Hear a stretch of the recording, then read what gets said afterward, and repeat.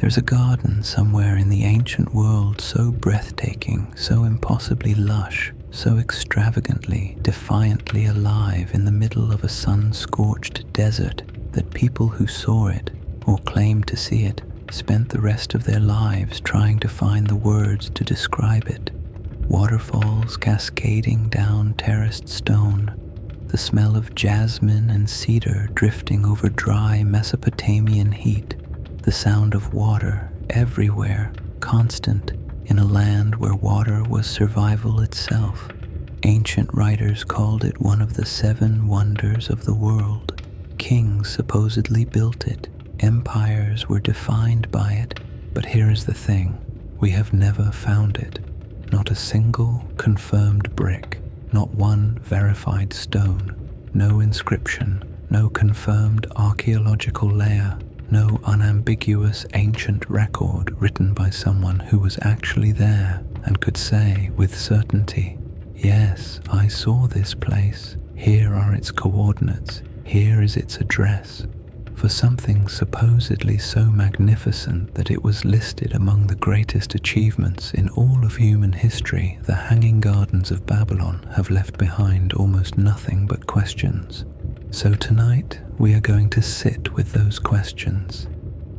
We are going to walk through the ancient world, through the dust and heat and imperial ambition of Mesopotamia, and try to understand what the Hanging Gardens actually were, where they might have been, who built them and why, and whether the most famous garden in all of human history was a marvel of engineering, a magnificent myth, or something stranger and more complicated than either of those things. Welcome to the Sleep Atlas. If you're new here, this is a channel where we take the great mysteries, legends, and forgotten corners of history and turn them into something you can actually rest to. Dim the lights if you haven't already. Find a comfortable position. Let the world outside do whatever it needs to do without you for a while, because for the next hour and a half or so, we are going somewhere ancient and sun-warmed and endlessly fascinating. Let me know in the comments where you're tuning in from and what time it is for you. I genuinely love reading those. And if stories like this are the kind of thing you want more of, subscribe to the Sleep Atlas and never miss another journey through history's most legendary and mysterious tales, crafted for restful nights. Now, let's go to Babylon. Chapter 1: The City at the Center of the World. To understand the Hanging Gardens, you first have to understand Babylon, because Babylon was not just a city. Babylon was a statement. It was a declaration carved in mud, brick, and gold and sheer imperial willpower that the people who built it were the most powerful, most sophisticated, most cosmically significant civilization that had ever existed on Earth. And they meant it. They really, genuinely, with total sincerity and not a flicker of self-doubt, believed it. Picture this. You are traveling through ancient Mesopotamia sometime around 600 BCE, which is to say roughly 2,600 years ago, give or take a generation. You have been walking for days, maybe weeks. The landscape around you is flat and hot and almost aggressively featureless. Wide plains of cracked earth, the occasional scrubby tamarisk tree, the distant shimmer of the Euphrates River winding through it all like a slow silver thread. The sky is enormous and pale with heat. Your sandals are caked with dust, the color of dried bone. You are tired, you are thirsty, and then on the horizon you see it. The walls of Babylon rise from the plain like something that does not belong to the natural world. They are massive. Ancient sources describe them as wide enough at the top to turn a 4-horse chariot around on, which is probably an exaggeration. But the point they are trying to make is real. These walls are not just defensive structures, they are monuments. They are covered in glazed blue and yellow tile, catching the desert sun with a brightness that would be visible from enormous distances. The Gate of Ishtar, the northern entrance to the city, is a soaring archway decorated with alternating rows of dragons and bulls rendered in vivid blue glazed brick, each one precise and jewel-like, staring down at every traveler who passed beneath them with the serene authority of a civilization that had decided, long ago, that it did not need to prove anything to anyone. Inside the walls, Babylon is a city of perhaps 200,000 people, which in the ancient world is a number so large it borders on incomprehensible. It has wide processional avenues, temples the size of small mountains, a palace complex so vast it contains multiple courtyards and throne rooms and administrative wings and quarters for servants and officials and guests, and every kind of courtly life you can imagine. The Euphrates River actually runs through the middle of the city, spanned by bridges. There are markets and workshops and neighborhoods and all the complicated, layered, slightly chaotic life of a major urban center. And somewhere within it all, somewhere in this city of tile and dust and ambition, there may have been a garden. The man most associated with Babylon's greatest period of power and building is Nebuchadnezzar II, who ruled from roughly 605 to 562 BCE. And here is the thing about Nebuchadnezzar that you need to understand right away. He was not a subtle man. He was the kind of ruler who expressed himself in superlatives. His palace was not large, it was the largest. His city was not impressive, it was the most impressive. His gods were not powerful, they were the most powerful gods in existence, full stop, end of discussion. He rebuilt and expanded Babylon on a scale that even today, with 26 centuries of erosion and ruin and the patient destruction of time, leaves archaeologists genuinely staggered by the sheer ambition of it. It is Nebuchadnezzar who is most often credited in the popular imagination with building the Hanging Gardens. The story that has come down to us through various ancient sources, and we will spend a good deal of time examining those sources, is essentially a love story, or at least a story dressed up in the clothes of romance. Nebuchadnezzar had a wife or consort named Amytis, who was a Median princess. Media was a kingdom to the north and east, in what is now roughly northwestern Iran, and it was a land of mountains and green valleys and forests and flowing water, a landscape as different from the flat, dry Babylonian plain as you could imagine. And Amytis, according to this story, was homesick. She missed the green hills, she missed the shade of trees, she missed the sound of water falling over rocks rather than flowing sluggishly through irrigation channels.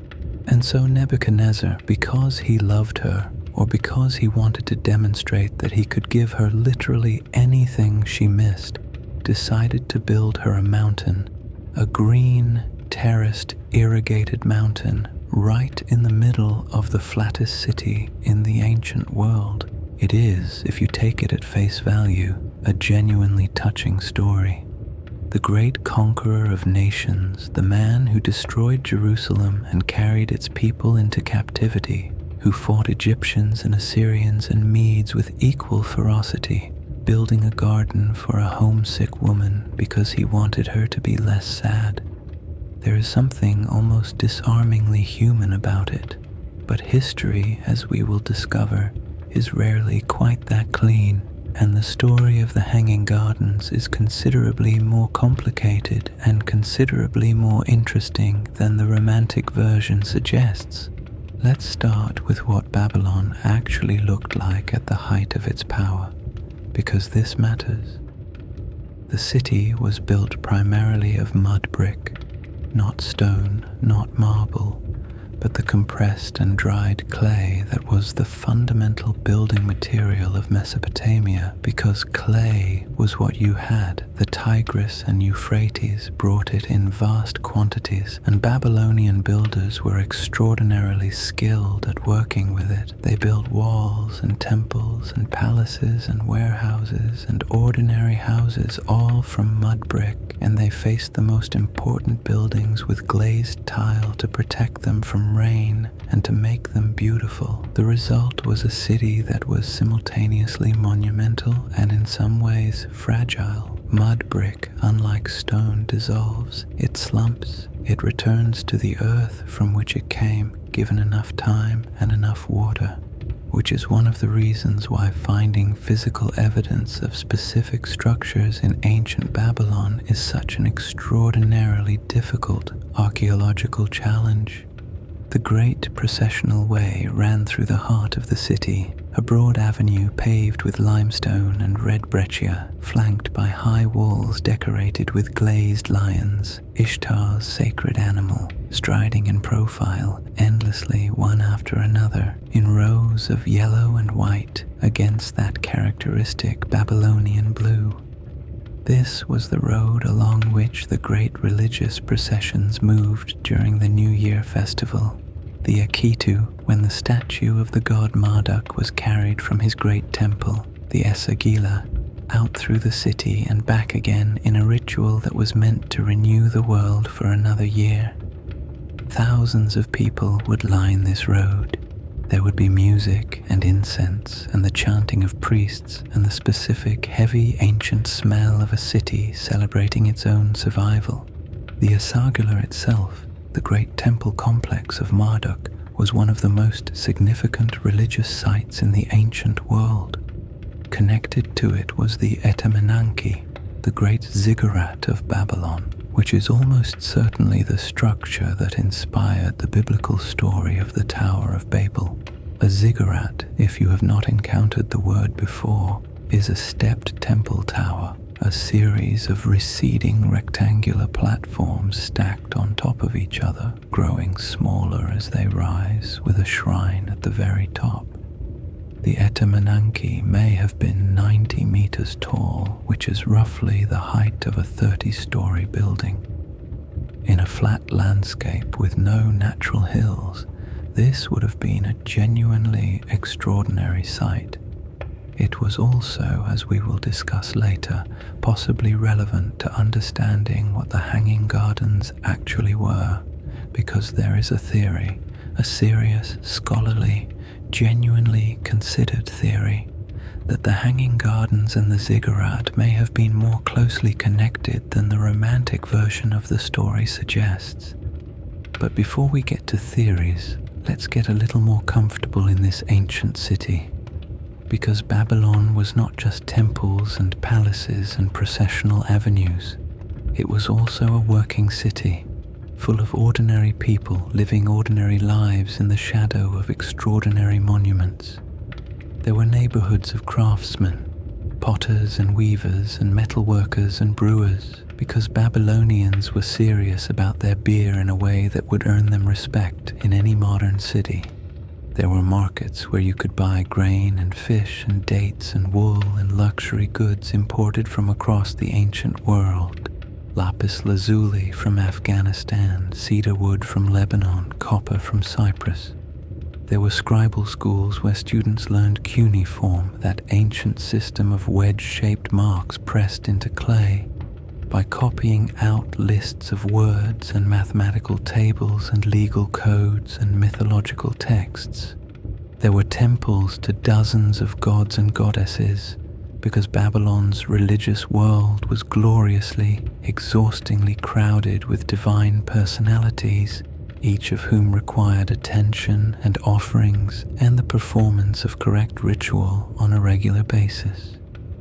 The Euphrates, running through the city, was the source of life and the route of commerce.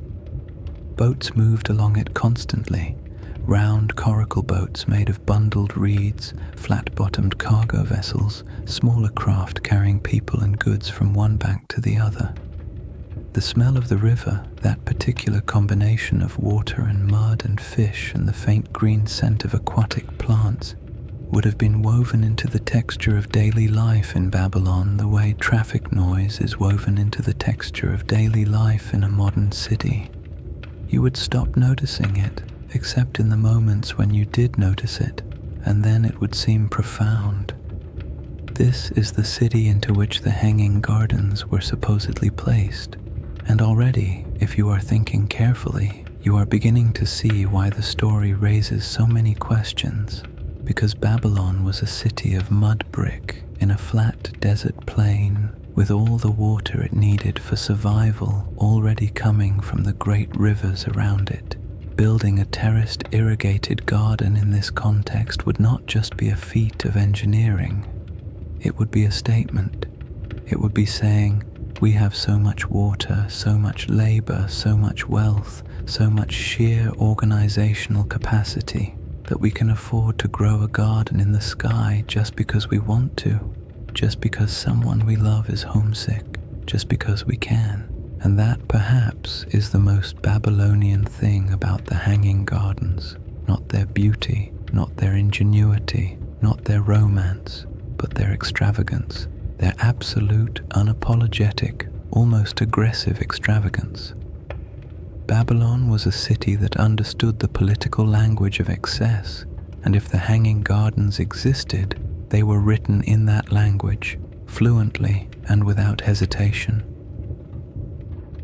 Chapter 2: The Ancient Sources and the Problem of Proof. Here is where things get genuinely interesting and genuinely strange and genuinely uncomfortable in the way that only history can make you uncomfortable, by revealing that something you have always assumed was simply true is, in fact, considerably more complicated than you ever had reason to suspect. The Hanging Gardens of Babylon are listed among the 7 wonders of the ancient world. They appear in encyclopedias. They appear in school textbooks. They have been depicted in paintings and illustrations and CGI reconstructions and children's books for centuries. They are, in the popular imagination, as real as the Colosseum or the pyramids of Giza, and yet, of all the 7 wonders, they are the only one for which we have no confirmed physical evidence whatsoever. Not a wall, not a water channel, not a foundation stone that anyone has been able to say, with confidence, belongs to a garden rather than to something else entirely. This is a remarkable situation. Think about it for a moment. The 7 wonders of the ancient world were not chosen arbitrarily. They were selected by ancient writers as the most astonishing, most unmissable, most worth traveling to sites in the known world. The other 6, the Great Pyramid, the Temple of Artemis at Ephesus, the statue of Zeus at Olympia, the Mausoleum at Halicarnassus, the Colossus of Rhodes, and the Lighthouse of Alexandria. All of these have left behind either physical remains or extensive, detailed, consistent ancient testimony from people who were clearly writing about something they had either seen themselves or received detailed reports about from credible sources.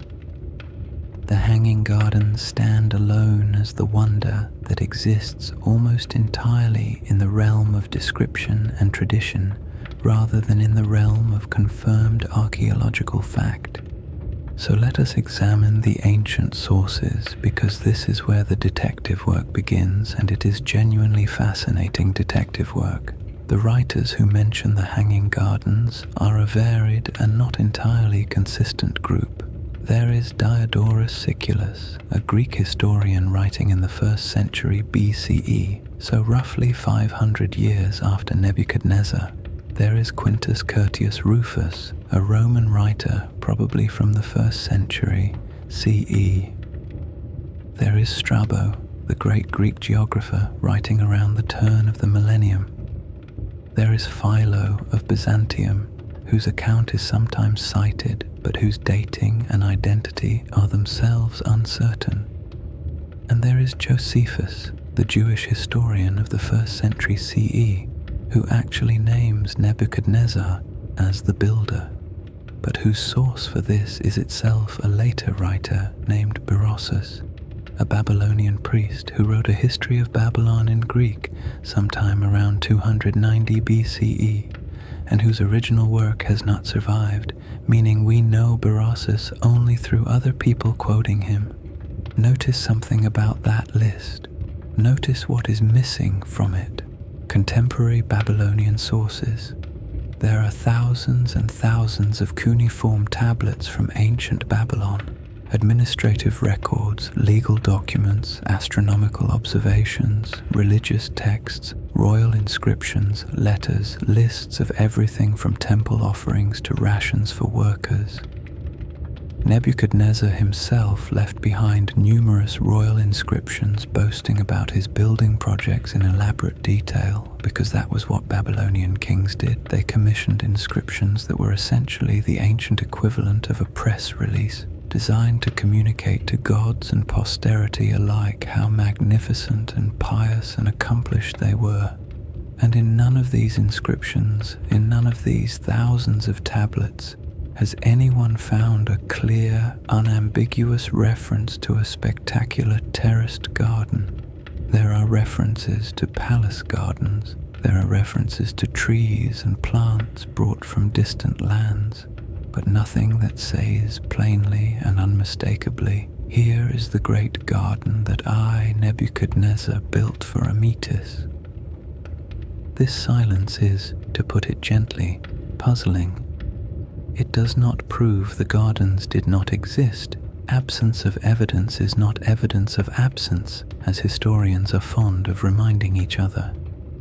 But it is the kind of silence that makes serious scholars uncomfortable, because Nebuchadnezzar was not a man who was shy about his accomplishments. His inscriptions are detailed and extensive and sometimes quite tedious in their thoroughness.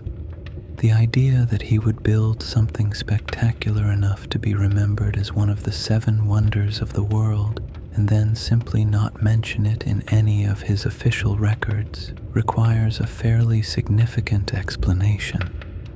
Now, the ancient writers who do describe the hanging gardens describe them in ways that are evocative and detailed and, importantly, broadly consistent with each other on the main points, even while differing on specifics.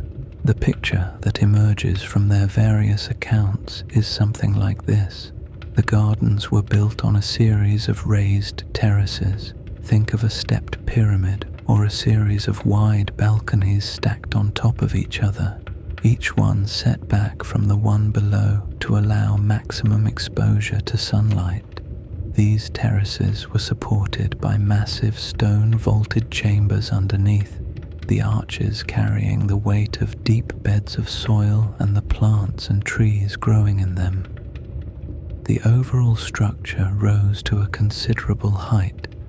Estimates from ancient sources vary, but the general impression is of something tall enough to be visible from a distance, giving the impression from outside the city of a green hill rising above the flat roofline of Babylon. The plants cascaded over the edges of the terraces, hanging down the sides, which is, of course, where the name comes from, though the word hanging is itself a translation issue we should probably address. The Greek word that gives us hanging is chromastoi, which does not exclusively mean hanging in the sense of suspended from above. It can also mean overhanging or projecting, the plants and vines growing over the edges of the terraces and spilling down the sides of the structure rather than literally hanging in the air. This is a meaningful distinction because the image of plants cascading down terraced stone is considerably more architecturally plausible than the image of gardens somehow suspended from above, and it fits much better with what ancient writers describe when they try to explain how the structure was actually built. Water supply was the central engineering challenge, and the ancient writers clearly understood this because they spend considerable time on it. Babylon is a dry city. The Euphrates is nearby, but getting water up to the top terraces of a tall structure without pumps, without engines, without any of the mechanical advantages that modern engineering takes for granted was a genuinely formidable problem. Ancient sources describe various solutions. Some mention a kind of chain pump, a continuous loop of containers attached to a chain turned by human or animal power, lifting water from a lower reservoir to an upper one from which it could then flow by gravity down through the terraces, irrigating as it went. Strabo describes a screw pump, which is the kind of device associated with Archimedes, though the technology may be older than Archimedes himself. Whatever the specific mechanism, the ancient accounts agree that the gardens required a constant, substantial, organized effort to keep watered, which meant an ongoing workforce dedicated to nothing else, which is itself a statement about the wealth and organizational capacity of whoever built and maintained them. The plants described in the various accounts include a wide range of trees, shrubs, and flowering plants, some native to Mesopotamia, some brought from distant regions. The overall impression is of extraordinary variety and lushness, of a space that felt fundamentally different from the surrounding city and landscape, cooler and greener and more fragrant, a deliberate sensory contrast to the dust and heat outside. Diodorus describes the stone supporting structures as thick enough and deep enough to hold the roots of large trees, which gives you a sense of the scale of engineering involved. These were not decorative window boxes, they were full-depth growing beds capable of sustaining mature trees for generations. Here is where the scholarly debate gets particularly lively, because there is a researcher named Stephanie Daly, a British Assyriologist from Oxford, who spent decades working on this problem and arrived at a conclusion that was, when she published it, genuinely controversial. Her argument, laid out in her 2013 book, The Mystery of the Hanging Gardens of Babylon, is essentially this. The Hanging Gardens did exist. They were a real place. They were a genuine feat of ancient engineering, but they were not in Babylon. They were in Nineveh, and they were not built by Nebuchadnezzar. They were built by Sennacherib, king of Assyria, who ruled roughly a century before Nebuchadnezzar, and who was in many ways Nebuchadnezzar's equal in ambition, in building projects, and in the thoroughly Mesopotamian conviction that bigger was always better, and that nothing said, "I am a great king," quite like an enormous construction project. Daly's argument is based on several strands of evidence that, taken together, build a surprisingly compelling case. Sennacherib left behind extensive inscriptions describing his palace at Nineveh and its gardens in terms that match the ancient descriptions of the Hanging Gardens remarkably well. He describes raising water from the Kosa River using a system of bronze screws, which is exactly the kind of water lifting technology that ancient sources describe at the Hanging Gardens. He describes terraced gardens planted with trees from distant lands, with waterways flowing through them, with plants cascading over the edges of elevated structures. His inscriptions describe these gardens as something genuinely extraordinary, a wonder of engineering and natural beauty combined. And Nineveh, unlike Babylon, has actually yielded carved stone reliefs, images carved into the walls of Sennacherib's palace that appear to show a terraced, planted structure that could be the gardens, complete with an aqueduct bringing water to it, which has actually been partially identified in the landscape around the ancient city.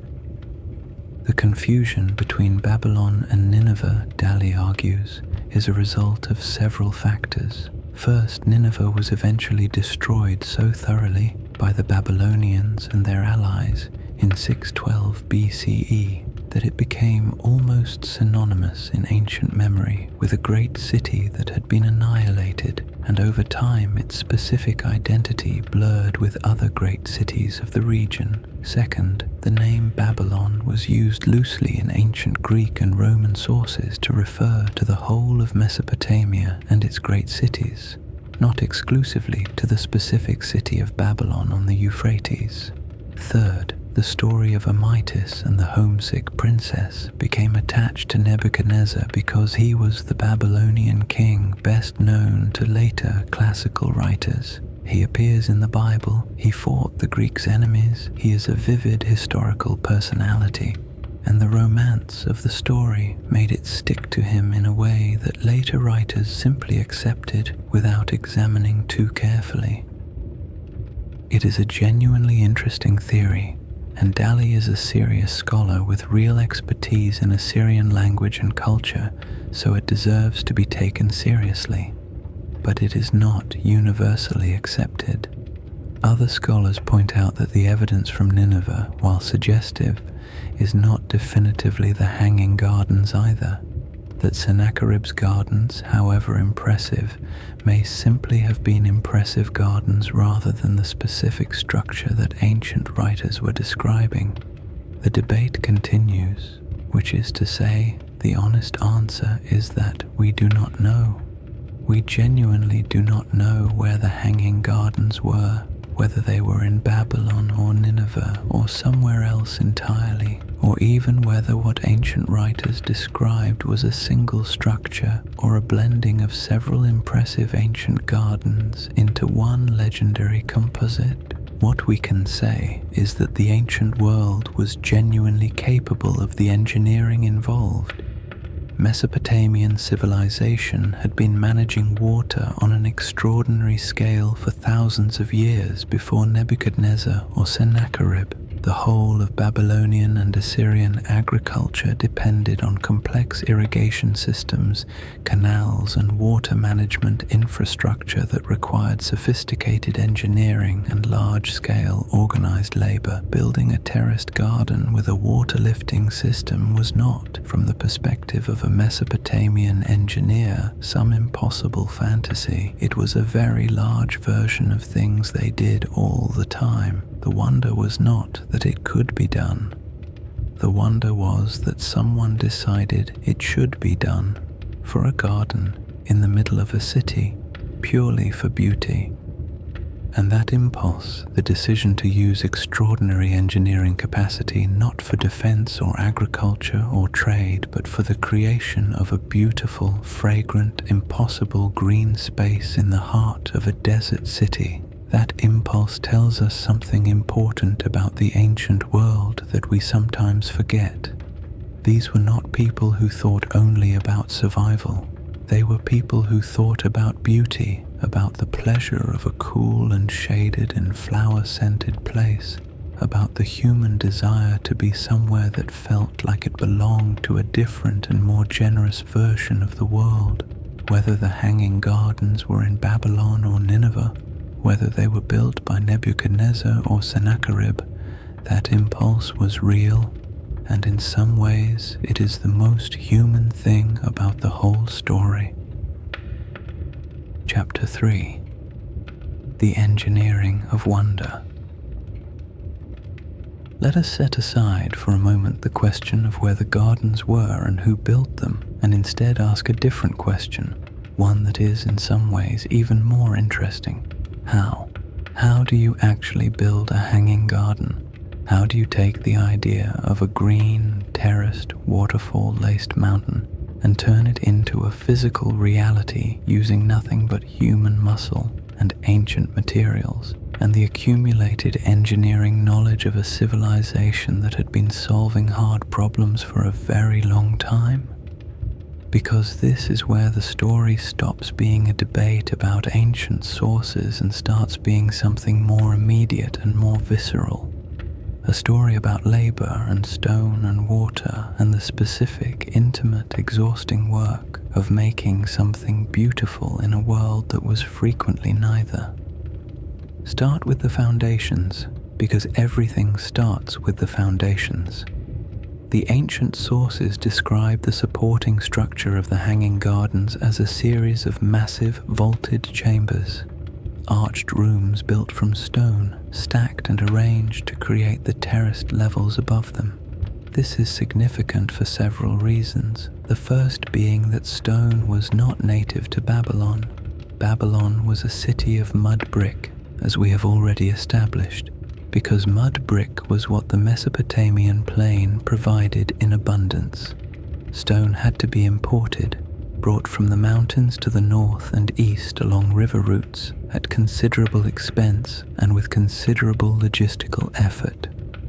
The fact that ancient sources describe stone rather than mud brick as the primary structural material of the gardens is either a detail that confirms they were somewhere other than Babylon, where stone was more readily available, or it is a detail that confirms the extraordinary expense and ambition of whoever built them, because using imported stone in Babylon would have been a statement of wealth as much as a structural decision. Consider what importing stone actually meant in the ancient world.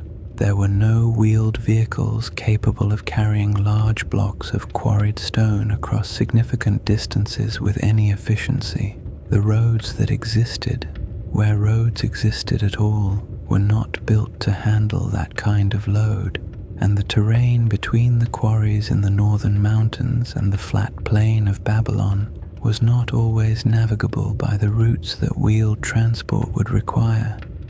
The primary method for moving heavy stone was water, rafts and boats on the Euphrates and Tigris, floating the stone downstream from the mountain quarries to the flat plain where Babylon sat. This was enormously more efficient than land transport, but it was still slow, still expensive, still requiring the coordination of quarry workers and raft builders and river pilots, and the whole logistical chain that connected the mountains to the city. Every stone block that went into the foundations of the Hanging Gardens represented a significant investment of planning and labor and organizational capacity before it was even set in place. The vaulted arch is itself a piece of technology worth pausing on, because it is easy to take arches for granted. We see them everywhere, in bridges, in doorways, in the barrel-vaulted ceilings of old buildings, and they feel obvious, natural, almost inevitable. But the arch is actually a sophisticated engineering solution to a specific problem, which is how to span a space without a horizontal beam that would need to be strong enough to carry the weight above it. An arch works by converting the downward pressure of the load above it into outward pressure along its curved sides, transferring the force into the walls or piers on either side rather than trying to resist it directly.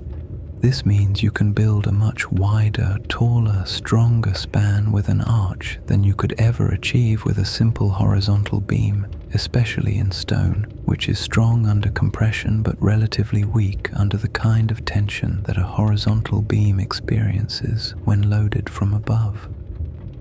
The arch is, in engineering terms, a way of turning the enemy, gravity, into an ally, redirecting the force of the load through the geometry of the structure rather than trying to withstand it head-on.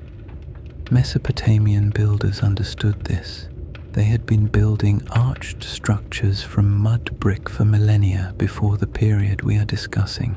The specific challenge of the Hanging Gardens, if the ancient descriptions are accurate, would have been building arched vaults strong enough and deep enough to carry not just the weight of stone floors above them, but the weight of deep beds of soil, the weight of mature trees with extensive root systems, and the weight of water, constant, flowing, heavy water, moving through the structure at all times. This is a genuinely formidable engineering problem, and the fact that ancient sources seem aware of it. They specifically mention the thickness and strength of the supporting vaults, suggests they were describing something real, something that had actually been engineered to solve these specific challenges, rather than simply imagining what a wonderful garden might look like. Think about what it means, concretely, to hold a mature tree on top of a stone vault. A mature date palm, one of the trees most likely to have featured in a Mesopotamian royal garden, can weigh several hundred kilograms in its above-ground portion alone, and its root system extends both downward and outward in a spread that requires a significant volume of soil to accommodate. The soil itself, wet and dense and full of the organic matter that makes it fertile, weighs approximately the same per cubic meter as concrete. Now multiply this by the number of trees the ancient sources describe, by the dozens or hundreds of plantings across multiple terraces, and add the weight of the water moving through the irrigation channels and soaking the soil continuously, and the weight of the stone or tile or compacted material forming the walking surfaces of the terraces themselves, and you begin to understand why the ancient sources specifically comment on the thickness and strength of the vaulted chambers below.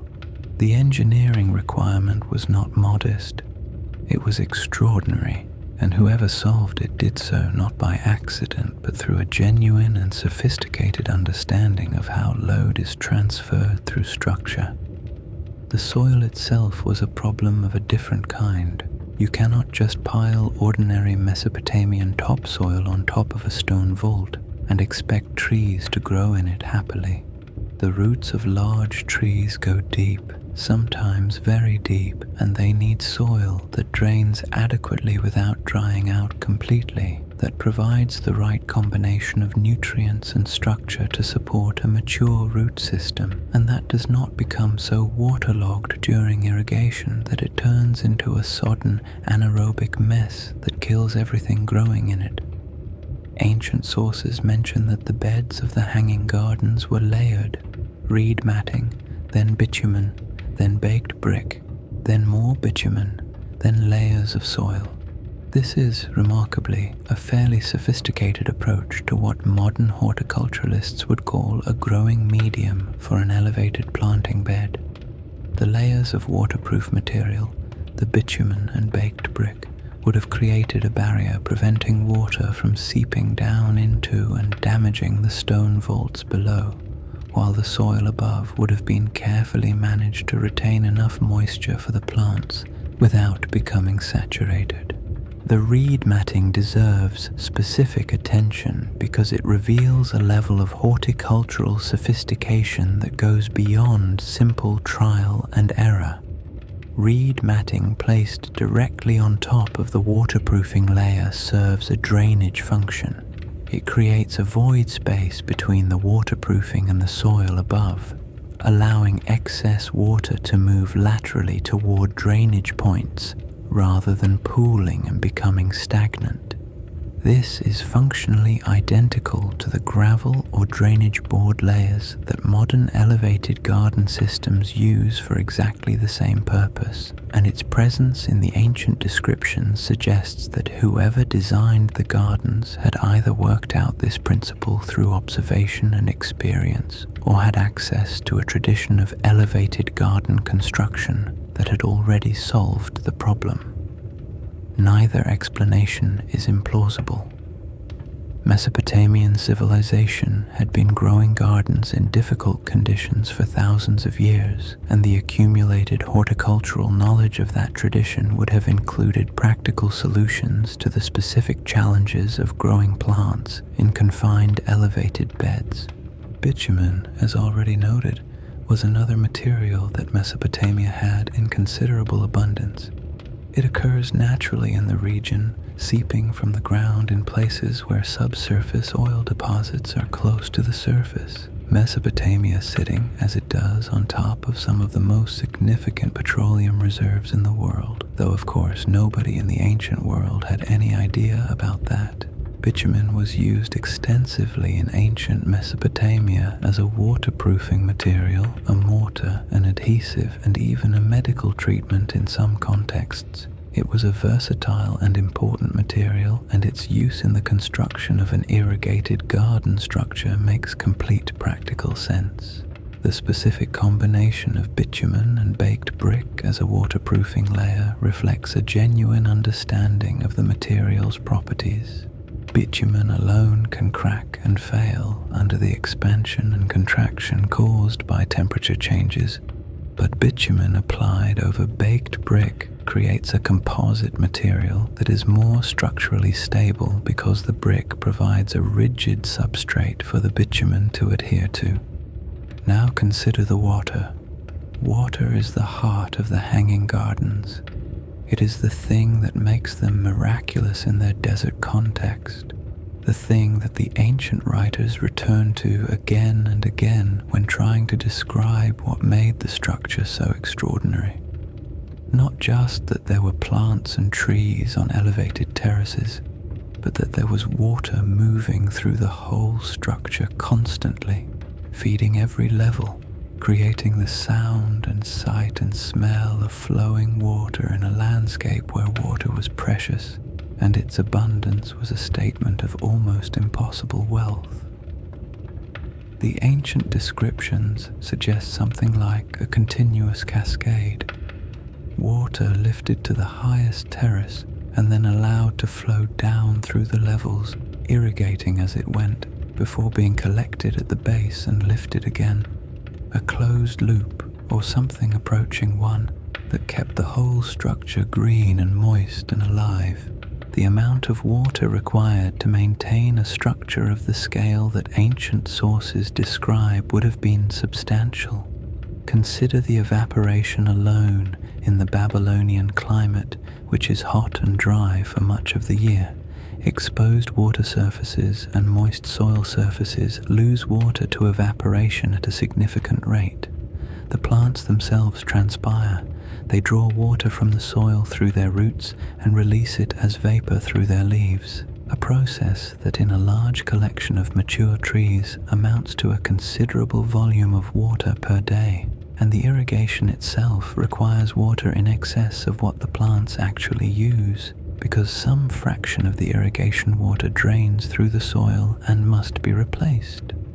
The total daily water requirement for a garden structure of the kind the ancient sources describe would have been, by any reasonable estimate, many thousands of liters, a continuous flow of water that had to be lifted from a lower source to the highest terrace and then managed through the entire system. The lifting mechanism is the part that archaeologists and engineers find most fascinating because it represents the specific technical challenge that whoever built the gardens had to solve. You have a river or a large reservoir at the base of your structure. You have gardens at the top that need water. You need to get the water up there somehow, using only the technology available to you in the ancient world, which means no electric pumps, no internal combustion engines, nothing powered by anything other than human muscle, animal muscle, or gravity. What do you do?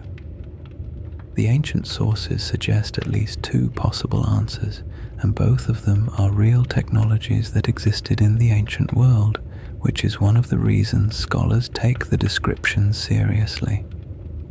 The first is the chain pump, sometimes called a bucket chain or an Archimedean chain. This is exactly what it sounds like, a continuous loop of some kind of chain or rope with containers attached at intervals that passes over a wheel or roller at the top and under another at the bottom. Workers or animals turn the wheel at the top, pulling the chain upward on one side and allowing it to descend on the other. As the chain rises, the containers attached to it scoop up water from the lower reservoir and carry it upward, tilting and emptying at the top into a channel or cistern from which it can then flow by gravity. It is a simple, elegant, labor-intensive solution that works perfectly well and would have been entirely within the technical capability of ancient Mesopotamian engineers. The main cost is human or animal effort, which is to say it requires a constant workforce dedicated to turning the wheel all day, every day, because the moment you stop lifting water, the gardens start dying. The engineering of the chain pump itself is worth examining in more detail because the details reveal the sophistication of the thinking involved. The containers on the chain need to be shaped and sized to maximize the volume of water they can carry, while minimizing the weight they add to the chain when empty. Too large and the chain becomes too heavy to turn efficiently. Too small and the pump's output is insufficient for the garden's needs. The chain itself needs to be strong enough to bear the weight of the loaded containers without breaking, flexible enough to move smoothly around the wheels at top and bottom, and resistant to the continuous wetting and drying that the water environment imposes. The wheels need to be large enough to give the workers or animals turning them sufficient mechanical advantage to do the work efficiently, mounted on bearings or pivots that minimize friction, and positioned so that the chain's angle of ascent is optimal for the containers to fill and empty correctly. None of these design considerations are beyond the capacity of ancient Mesopotamian craftspeople. They were, by the period we are discussing, extraordinarily skilled in the working of wood and rope and metal and the construction of mechanical devices. The tools and techniques for solving these specific engineering problems existed. What is remarkable is not that the problems could have been solved, but that they were solved, that someone actually worked through all of these considerations and arrived at a design that functioned reliably enough to keep the gardens alive across what must have been years or decades of operation. The second technology, which Dali's research highlights particularly in the context of Sennacherib's Nineveh gardens, is the Archimedean screw, or rather, its predecessor, since the device may predate Archimedes by a century or more. This is a helical screw contained within a cylinder, angled upward from a water source. When the screw is turned, again by human or animal power, water is caught in the spaces between the helical blade and the cylinder wall and carried upward along the screw's length, emerging at the top and flowing into a channel. It is more efficient than a bucket chain for certain applications and provides a more continuous flow of water, since the screw delivers water steadily rather than in the intermittent pulses that a bucket chain produces. Sennacherib's inscriptions specifically describe bronze screws used to lift water in his gardens, which is one of the pieces of evidence Dali finds most compelling in her argument for Nineveh. The use of bronze for the screws is itself a significant detail. Bronze is considerably more expensive than wood or rope, and its use for water-lifting devices suggests either that wooden screws had been tried and found wanting, perhaps they warped or decayed in the constant wet environment, or that the people who built the system understood that bronze would provide a durability and a precision of fit between the screw blade and the cylinder wall that wood could not reliably achieve. The fit between the screw and the cylinder is crucial to the device's efficiency.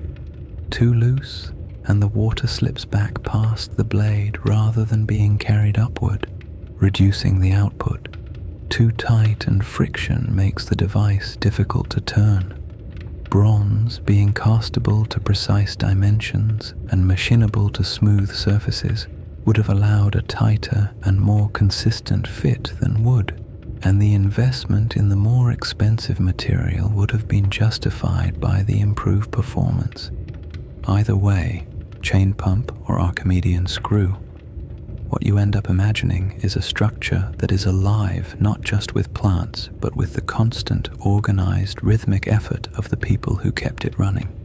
Imagine standing at the base of the gardens on an ordinary day in ancient Mesopotamia.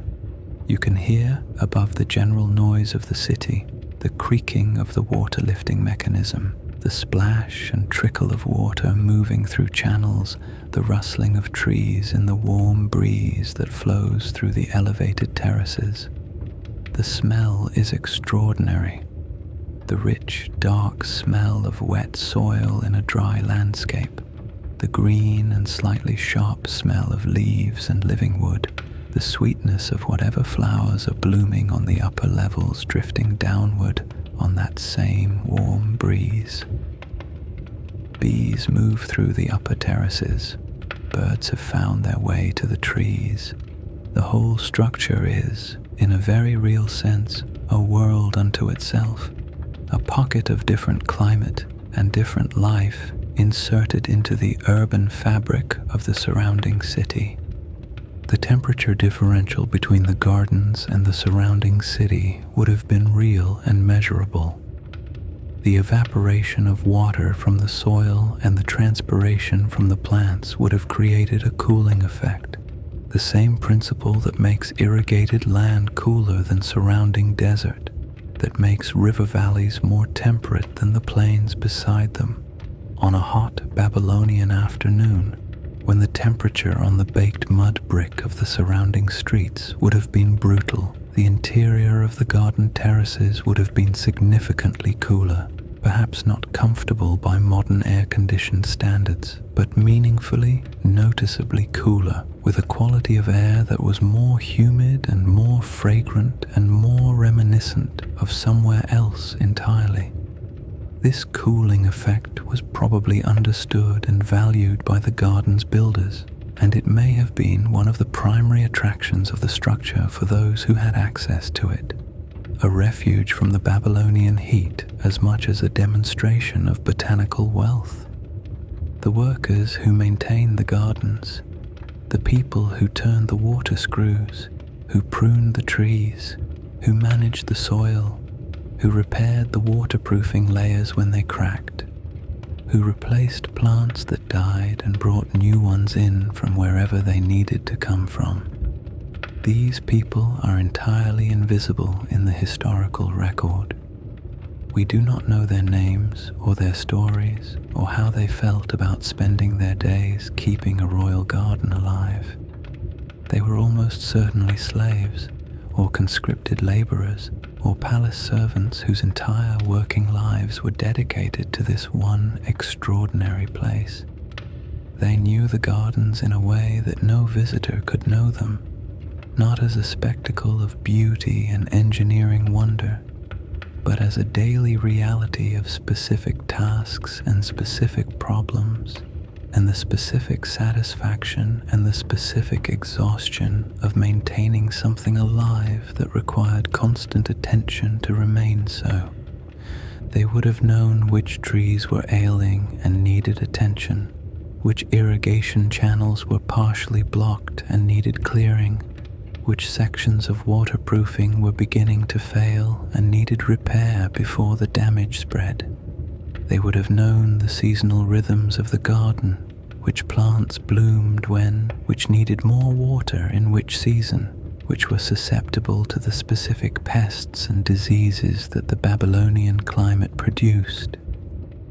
They would have known the garden's sounds, the particular sound the water made in each channel at different seasons, the sound of the trees in the wind at different times of year, the sound of the mechanism at different speeds and under different loads. Their knowledge of the gardens was intimate and practical and irreplaceable, and it is entirely lost.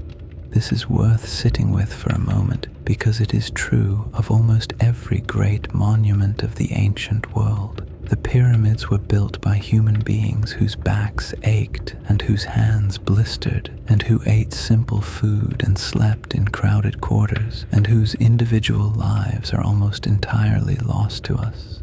The great walls of Babylon were built by human beings. The temples and palaces and aqueducts and roads of the ancient world, all of them required the physical effort of enormous numbers of people who have no memorial, no inscription, no monument of their own.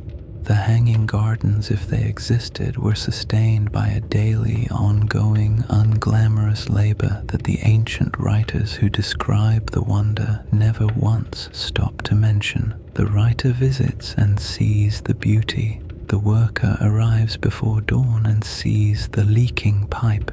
Both of these are real, only one of them gets written down. The trees and plants that grew in the gardens are described in various ancient sources with the kind of enthusiastic vagueness that suggests the writers either did not know their botany very well or were simply trying to convey an impression of extraordinary variety rather than provide a species inventory. There are mentions of palms and cypresses, of fruit trees and shade trees, of aromatic plants and flowering shrubs. Nebuchadnezzar's own inscriptions, even if they do not mention the hanging garden specifically, do mention his collection of exotic plants, trees brought from the mountains and from distant regions, planted in palace gardens in Babylon to create something like a living museum of the botanical world as he knew it.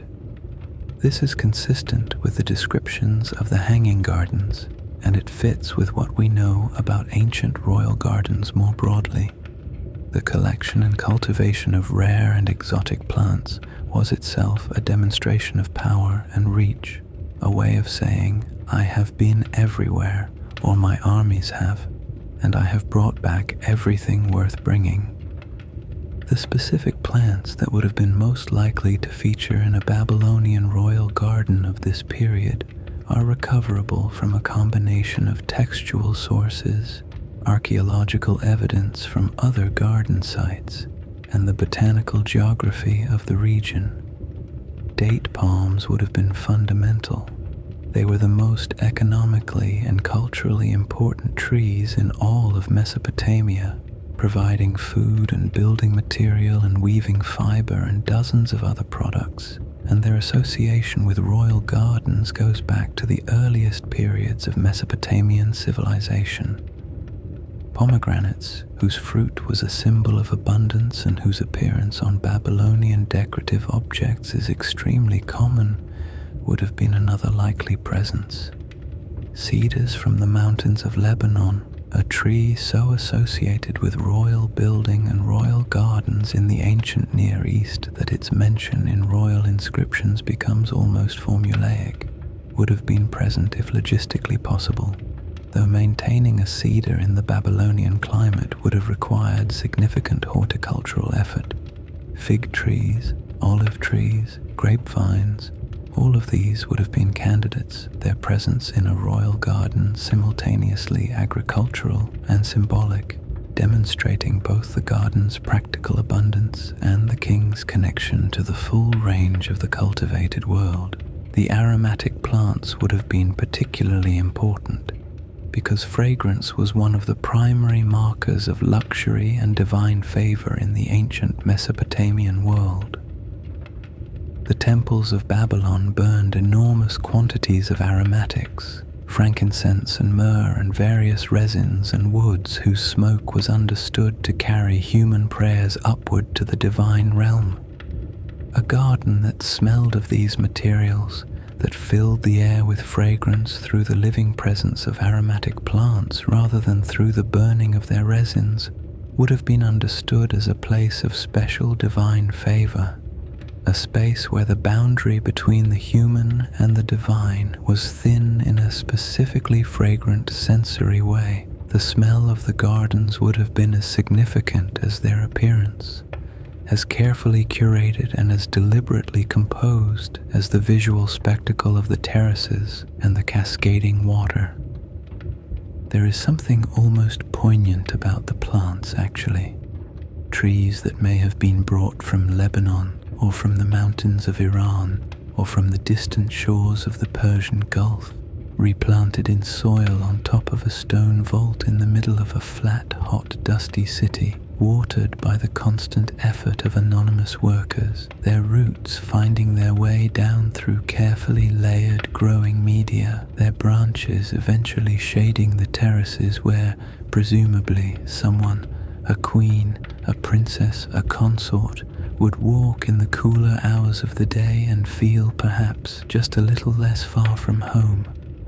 The transplanted tree is its own kind of immigrant, its own kind of exile, removed from the ecosystem that formed it, inserted into a foreign environment, kept alive by human effort in conditions that it would not naturally choose. The king who brought the trees from the mountains for the homesick princess was giving both the woman and the trees the same gift, a simulation of home in a place that was not home, maintained by effort and intention against the indifference of the surrounding landscape. That image, a woman walking in a garden that had been built for her in a city that was not her city, in a landscape that was not her landscape, finding some small comfort in the smell of familiar trees and the sound of water. That image is, in some ways, the emotional core of the whole story.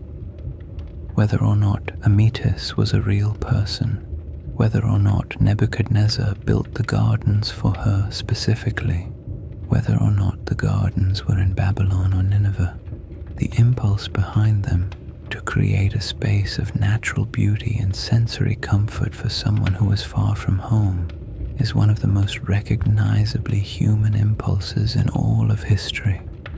It is the same impulse that makes people plant window boxes in apartment buildings, or keep houseplants in offices, or drive to the countryside on weekends just to be somewhere that has trees and running water and a sky that feels a little bigger than the one over the city. The scale is different. The engineering is extraordinary. But the feeling underneath it all is entirely familiar. The seasonal rhythms of the gardens would have been one of their most distinctive qualities. The way they changed through the year, the way different plants came into bloom and fruiting at different times, the way the quality of light and fragrance and temperature shifted through the Babylonian seasons. The Mesopotamian year has two dominant seasons, a hot, dry summer that is genuinely brutal in its intensity, and a cooler, slightly wetter winter that provides some relief. Spring and autumn are brief transitional periods of relative moderation. The gardens would have been experienced differently in each of these seasons, most pleasant in spring and autumn when the temperature was moderate and many plants would have been in their flowering periods, more challenging in summer when the heat would have demanded maximum irrigation effort to keep the plants alive, quieter and more stripped back in winter when some plants would have been dormant and the reduced light would have given the garden a different, more melancholy quality. The summer maintenance of the gardens would have been the most demanding period. The heat of the Babylonian summer is not gentle, and keeping a large collection of diverse plants alive through it without the benefit of modern irrigation technology would have required constant attention and significant water volume. The workers who turned the water lifting mechanism would have worked longer hours in summer, lifting more water to compensate for higher evaporation and transpiration rates. The gardeners responsible for the individual plants would have monitored more closely for signs of heat stress, for wilting that indicated insufficient water, for the specific kinds of damage that extreme heat inflicts on plant tissue. The summer gardens were probably less beautiful than the spring gardens, more stressed, more obviously maintained by effort rather than flourishing naturally. But they were the gardens that mattered most for the demonstration of wealth and power, because maintaining such a green and living place through the worst of the Babylonian summer was the most extreme form of the garden's central statement. Chapter 4: The Legend That Outlived the City. There is a particular kind of immortality that belongs to things which disappear. A monument that stands for thousands of years becomes ordinary through familiarity. We photograph it, we visit it, we put it on postcards and coffee mugs, and it becomes comfortable, known, domesticated by the long habit of its presence. But a monument that vanishes, that leaves behind only descriptions and debates and the ghost of its own extraordinary existence, that monument becomes something else entirely. It becomes a dream. And dreams, as anyone who has ever tried to hold on to one in the first minutes of waking will tell you, are considerably more powerful than anything solid and photographable and real. The Hanging Gardens of Babylon have been a dream for roughly 2,000 years, and in that time, the dream has done things that no physical garden, however magnificent, could ever have accomplished. Let us think about what happened to Babylon itself, because the fate of the city is inseparable from the fate of its most legendary wonder. Nebuchadnezzar died in 562 BCE, and the great period of Babylonian power did not long survive him. The four kings who followed him in rapid succession, Amel-Marduk, Neriglissar, Labashi-Marduk, and Nabonidus, represent a dynasty in rapid decline, consumed by internal court conflict, theological controversy, and the growing pressure of external powers that Nebuchadnezzar's military genius had kept at bay. Nabonidus, the last of the Babylonian kings, is one of the more fascinating and more eccentric figures of the ancient Near East, a man who was apparently more interested in the archaeology of ancient Mesopotamian temples than in the practical business of running an empire, who spent years living in the Arabian oasis of Tema rather than in Babylon, who promoted the moon god Sin over Babylon's patron Marduk in ways that alienated the powerful Babylonian priesthood, and who returned to his city only to face the Persians whose advance he had done little to prevent.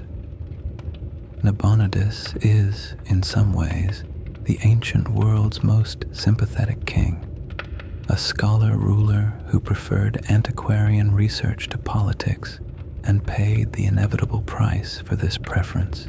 He was also, from Babylon's perspective, a catastrophic failure at the one thing a Babylonian king was absolutely required to do, which was maintain the city's independence and honor the city's gods.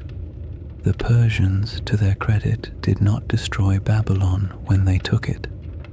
They were generally more interested in administering the places they conquered than in flattening them, and Babylon was too important, too economically significant, too religiously resonant, too administratively useful, to simply raze to the ground. Cyrus presented himself as a liberator rather than a conqueror, restored temples, allowed exiled peoples to return to their homelands, and essentially tried to rule Babylon as a Babylonian king would, with appropriate respect for local traditions and appropriate offerings to local gods. The famous Cyrus cylinder, a clay barrel inscription discovered in Babylon in 1879 and now in the British Museum, records Cyrus's program of religious restoration in terms that are clearly designed to appeal to Babylonian religious sensibilities, presenting the Persian king as the chosen instrument of Marduk, the legitimate successor to the Babylonian royal tradition rather than its conqueror. Whether Cyrus genuinely believed this or whether it was sophisticated political messaging is a question that the cylinder itself cannot answer, but it worked. Babylon submitted without significant resistance, and the city continued to function. Alexander the Great took Babylon in 331 BCE and was apparently so impressed that he planned to make it the capital of his empire. This is a remarkable testament to what Babylon still was 4 centuries after its greatest period, still the largest and most magnificent city in the known world, still capable of impressing someone who had seen the cities of Greece and Egypt and Persia, and who was in the process of conquering everything that existed. Alexander's plans for Babylon were ambitious and genuinely interesting. He envisioned a major reconstruction and expansion of the city, including the restoration of the Esagila temple complex and its ziggurat, the Etemenanke, which had fallen into some degree of ruin. He reportedly ordered the clearing of the debris from the Etemenanke as a preliminary step to its restoration, and the clearing alone required an enormous labor force working for an extended period. but Alexander died in Babylon in 323 BCE, before any of the grand rebuilding had begun, and his death in the city he had planned to make the center of his world is one of the more poignant ironies of ancient history. What about the gardens during this long period of Persian and then Macedonian rule? The honest answer is that we do not know. The gardens, if they existed in Babylon, were structures that required continuous maintenance to remain functional.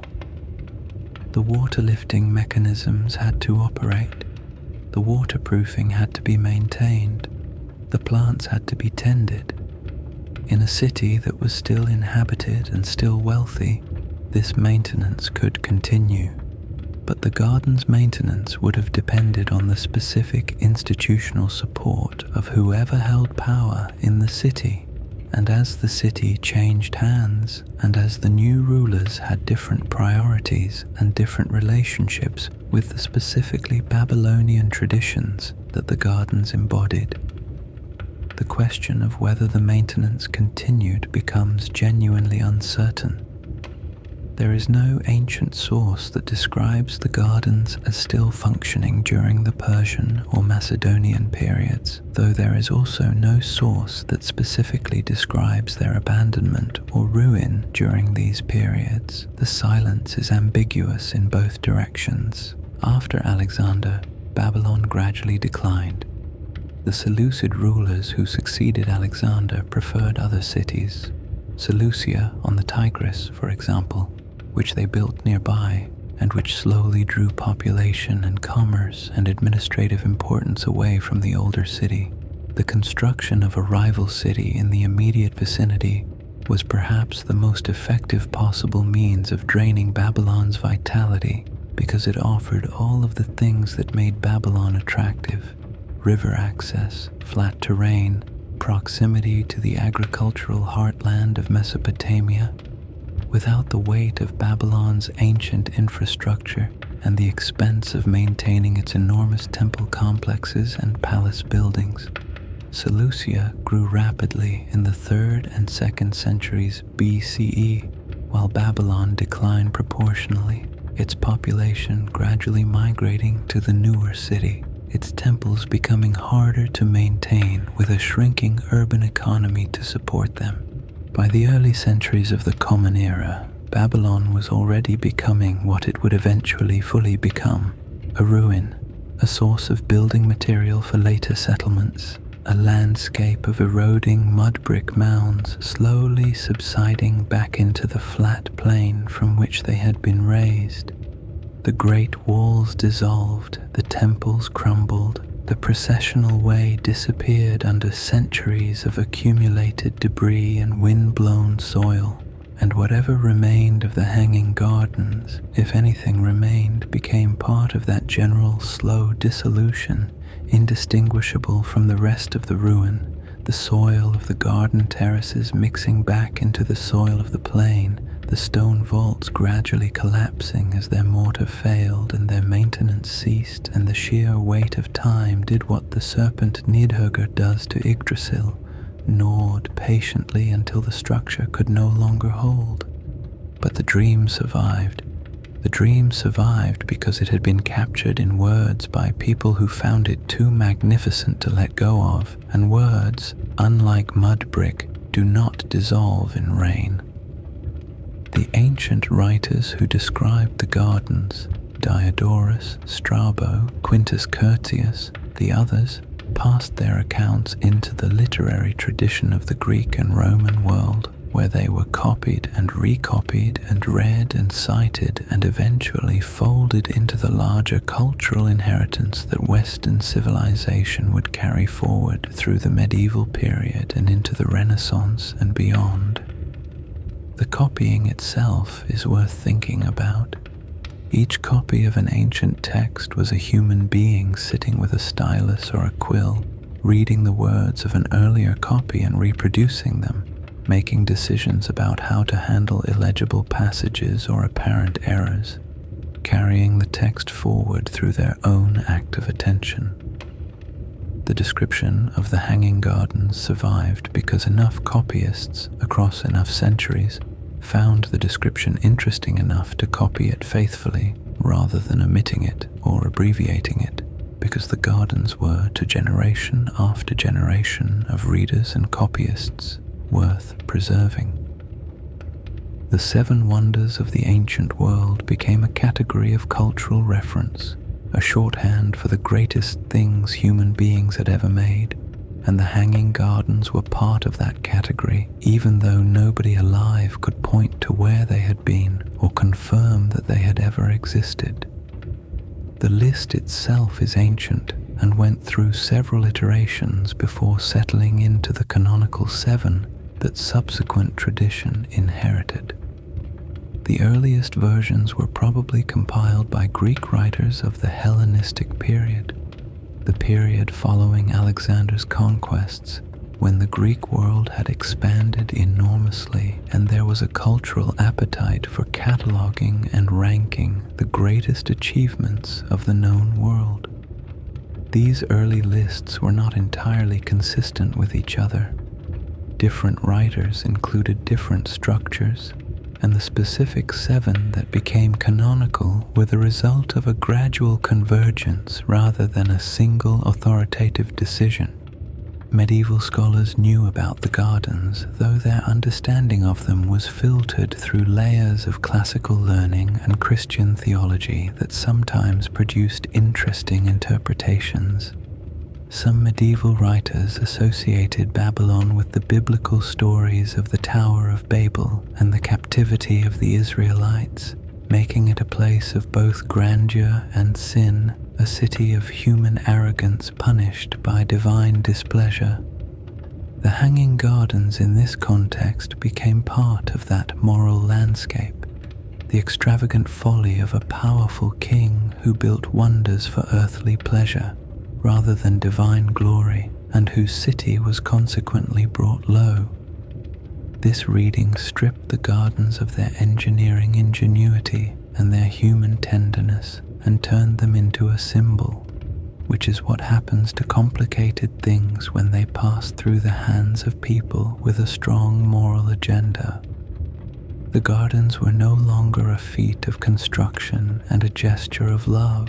They were evidence of the sin of pride, a demonstration of what happens when kings prioritize the satisfaction of human desire over the acknowledgement of divine authority. This moralizing interpretation coexisted in the medieval period with a genuine fascination with the physical achievement that the gardens represented. Medieval scholars were deeply interested in classical engineering, in the question of how the Romans had built their aqueducts and their bridges and their great buildings, how the Egyptians had raised the pyramids, how the ancient world had accomplished things that the medieval world, with its reduced technical capacity, could not replicate. The Hanging Gardens fit naturally into this category of admired and mysterious ancient achievement, and medieval writers who described them often combined the moral lesson about the dangers of pride with genuine wonder at the engineering implied by the ancient descriptions. Both of these responses, the moral judgment and the engineering admiration, were sincere, and they were not felt to be in conflict, because the medieval mind was entirely comfortable with the idea that something could be simultaneously admirable in its technical achievement and reprehensible in its underlying motivation. The Renaissance brought a renewed interest in classical antiquity, and with it a renewed fascination with the seven wonders. Artists and architects began imagining what these lost monuments might have looked like, producing images that tell us considerably more about Renaissance aesthetic ideals than they do about ancient Mesopotamian engineering. The Hanging Gardens in particular attracted this kind of imaginative reconstruction because they were the most purely visual of the wonders, not a statue or a lighthouse or a tomb, but a landscape, a space of beauty, an environment, and Renaissance painters and engravers and architects had very clear ideas about what a beautiful landscape should look like. Ideas drawn from Italian gardens and classical pastoral poetry, and a general conviction that the ancient world had been a place of serene, harmonious, geometrically ordered beauty that the fallen medieval world had lost and was in the process of recovering. The images that resulted from this, and they are genuinely beautiful images in their way, depict something that looks nothing like what ancient Mesopotamian architecture actually looked like. They show classical columns and arched loggias and formal Italian garden terracing, all rendered in pale stone with the blue Mediterranean sky behind them, and they are essentially Renaissance gardens projected backwards onto an ancient canvas. The mud brick reality of Babylon, the flat desert heat, the specific engineering challenge of lifting water in a landscape with no natural elevation. None of this appears in these images because the artists were not trying to reconstruct history, they were trying to give visual form to a dream, and the dream spoke the visual language of their own time and place. The Renaissance hanging gardens are beautiful precisely because they are not Babylonian, they are Italian. They are the Renaissance ideal of what a garden should be, placed in a historical setting that gives them a depth and a mystery that purely contemporary Italian gardens could not claim. This pattern of each era reimagining the hanging gardens in its own aesthetic terms continued right through the modern period.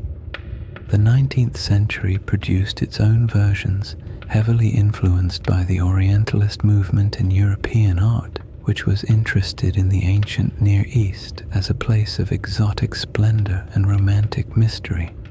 Paintings from this period show the gardens as a kind of maximalist fantasy, enormous terraces draped with flowering vines, figures in flowing robes moving through dappled light, the Euphrates gleaming in the distance, everything saturated with the warm golden light that 19th century painters associated with the ancient East. These images are gorgeous. They are also almost entirely fictional, but they shaped the popular imagination of the gardens in ways that persist to this day, because they were the images that ended up in encyclopedias and textbooks, and the kind of large format illustrated histories that sat on parlor room shelves and were looked at by generations of curious children who grew up with a specific, vivid, entirely invented image of what the hanging gardens looked like. The 19th century also brought a new dimension to the hanging garden story: archaeological investigation. As European powers expanded their political and economic influence in the Ottoman Empire, which controlled the territory of ancient Mesopotamia, European archaeologists began systematic excavation of ancient Mesopotamian sites in ways that had not been possible before. The discovery and excavation of Nineveh by Austen Henry Layard beginning in the 1840s, followed by the excavation of other major Mesopotamian sites, began to reveal the physical reality of the ancient world in ways that no amount of textual scholarship alone could have achieved.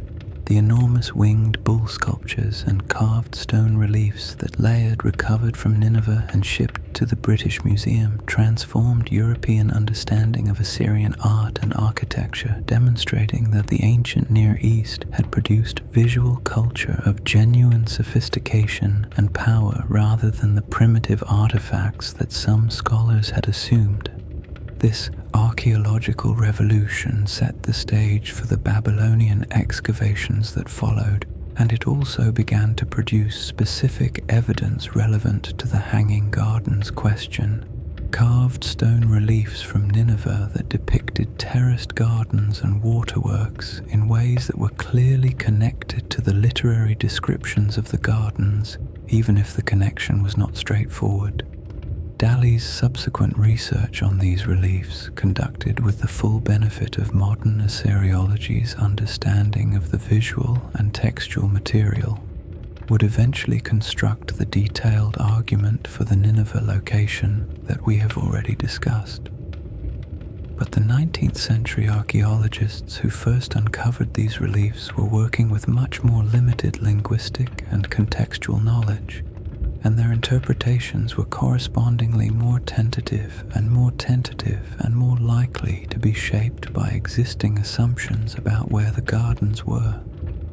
Robert Goldaway's Babylon excavations, which ran from 1899 to 1917, represent the most sustained and most systematic archaeological investigation of the ancient city, and they produced the candidate location for the hanging gardens that dominated scholarly discussion for most of the 20th century. Goldaway was a meticulous excavator by the standards of his time. He kept detailed records. He distinguished between different building phases.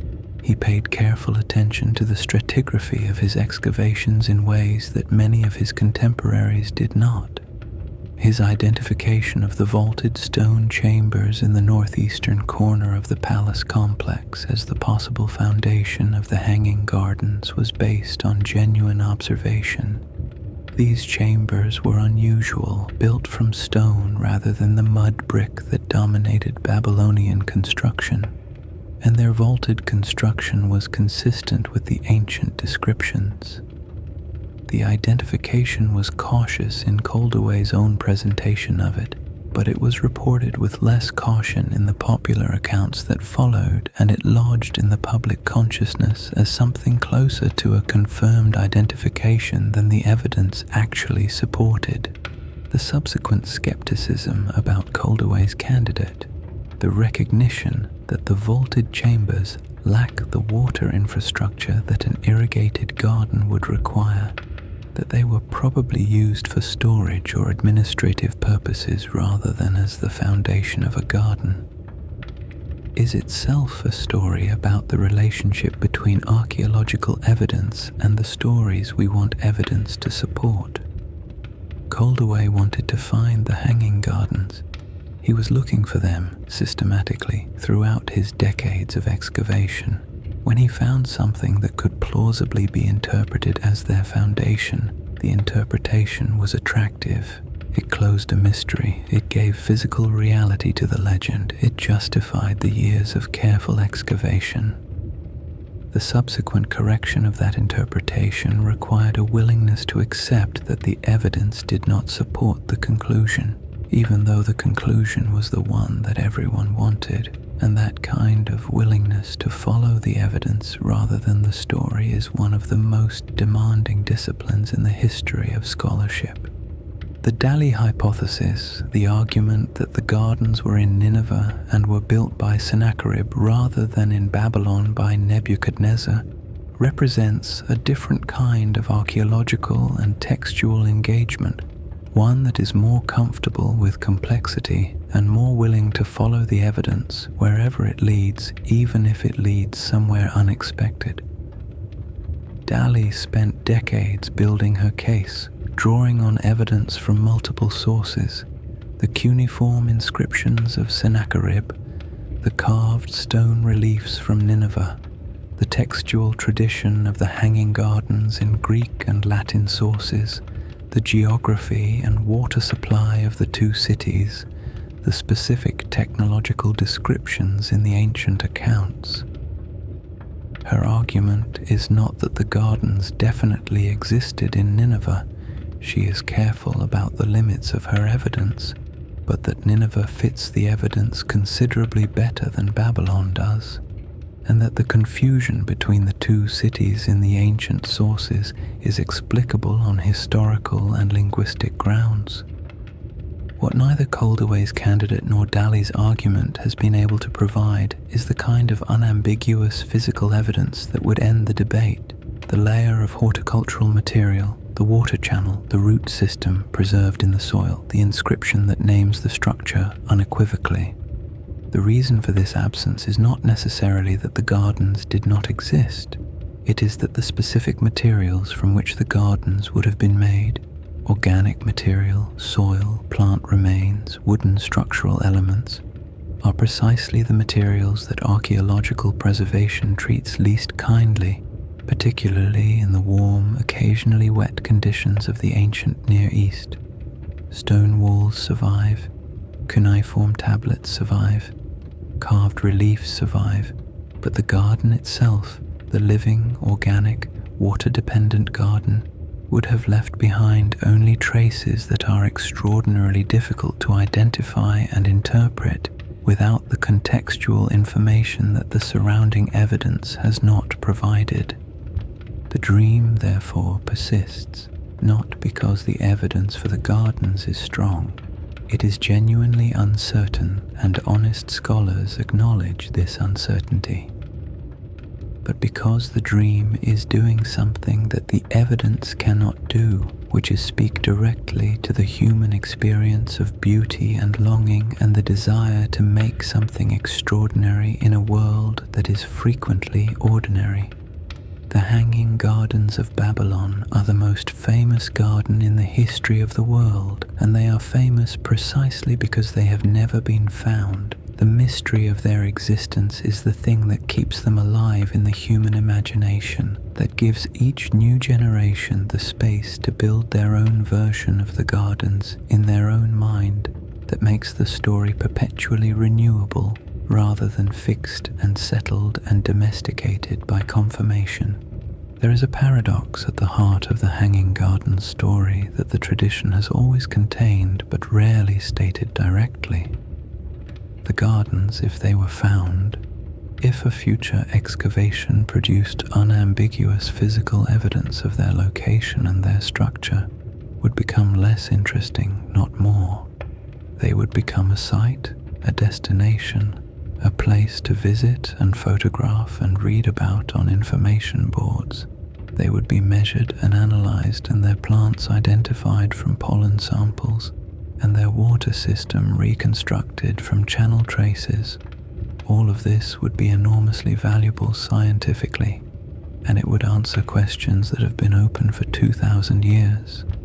But it would close the space that the mystery currently occupies, the space in which each imagination that encounters the story builds its own garden, its own version of the terraces and the water and the fragrance and the homesick princess walking in the cool morning before the desert heat arrived.